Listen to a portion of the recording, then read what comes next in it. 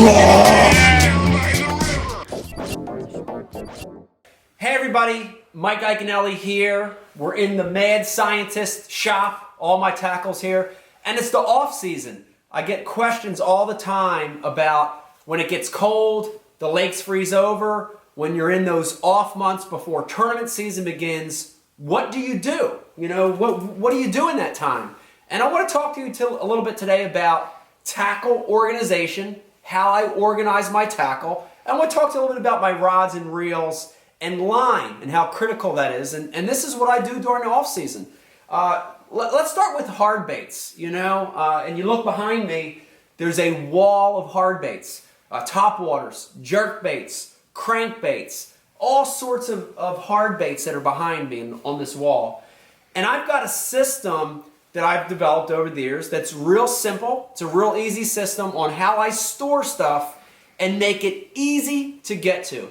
You know, time management on the water is so critical. You don't want to waste a second out there. So knowing where stuff's at, having it organized, having it labeled is very important to me. So let's go through what I do to organize my hard baits. You know, the first thing is I start off with a really quality storage box, these utility boxes. I'm a big believer in the Flambeau products. This is the Tough Tainer, and they've got this stuff called Z-Rust in there that's going to help stop those hooks from getting rusty. I don't want to put $10,000 worth of crankbaits in a box and have them all rust out. So I love the Flambeau stuff. I love the Z-Rust. But what I want to do is I want to create a box for each category of hard baits. So let's open this one up, and I'm going to give an example of what I do in the off season. So, you know, if you look behind me, we've got all these different categories of baits, and you can break them into categories. You can break them into medium divers. There's the DT10 series by Rapala. You could break them into square bills. There's the DT Fat 1, the DT Fat 3, shallow diving square bill crankbaits. And that's how I want to break these things down. I want to break them down into categories. So I literally get my medium divers, DT10s for instance. I'm going to pop these out of the box, and I'm just going to start loading this box. And I load them with the basic color categories that I'm going to use in any tournament. So the shad colors, the chartreuse, a few of the crawfish patterns. But I want this box to be, the entire box to be medium divers, DT10s. I'm going to fill that thing up with DT10s. Once it's full, I'm going to shut this box down, and I'm going to label this box and identify what kind of crankbaits are in this box. A lot of different systems for labeling. You know, they've got some of these companies that sell labels that are already identified. But for me, I keep it real easy. I go to an office store like Office Max, and I'll grab just these labels. They're just sticky labels. And what I do is I go and I'm going to put the labels on each side of this box. On all four sides, on the top and on the bottom. So no matter where I'm at in that boat, when I see that box, I'm going to be able to identify it, save time, and get right to it. I put that label on there.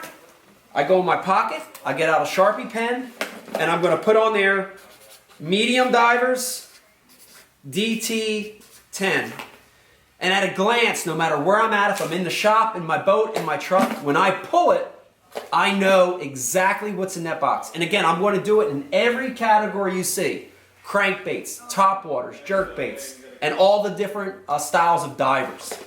So that's hard baits. Let's talk about soft baits. And soft baits is another category.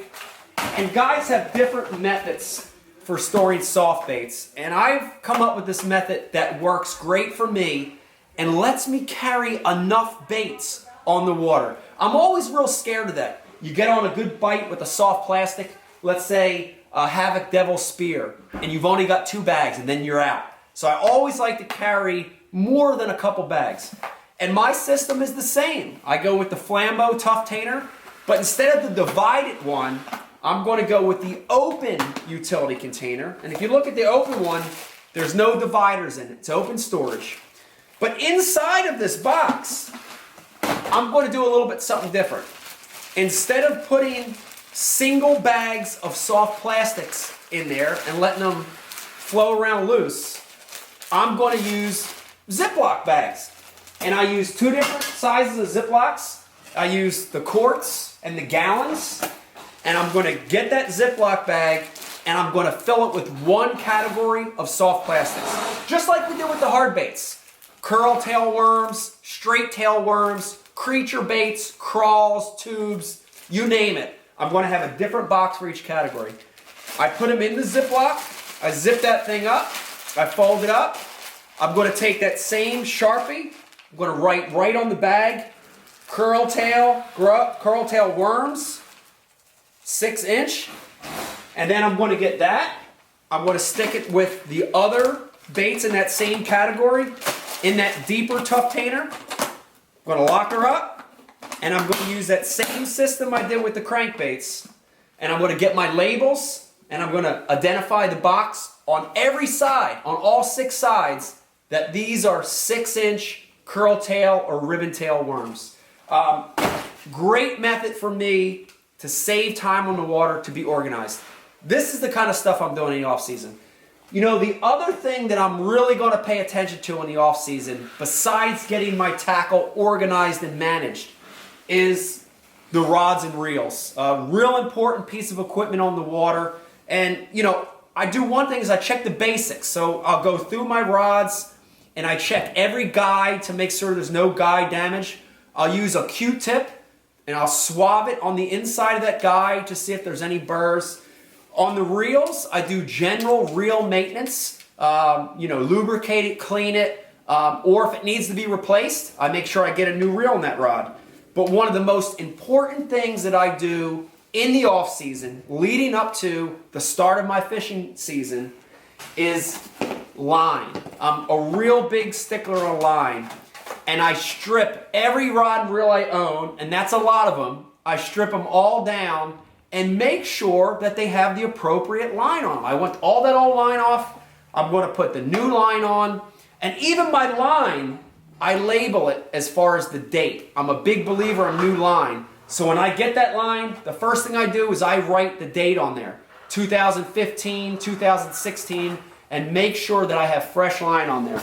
You know, line as an angler, tournament angler, an avid angler, it's the most important thing. It's your direct connection to the fish. Keep fresh line on those reels. You're not going to lose them. Let me tell you, if you're sick of not fishing, if you're bored out of your mind, what can I do in the off season? Think about tackle management. Organize your tackle. Get it stored in those Flambeau tough tainers. Check your rod, your reel, put new line on, and when the season starts in the spring, you're going to be ready and you're going to be a better angler. Mike Iaconelli talking about what the heck I do in the off season.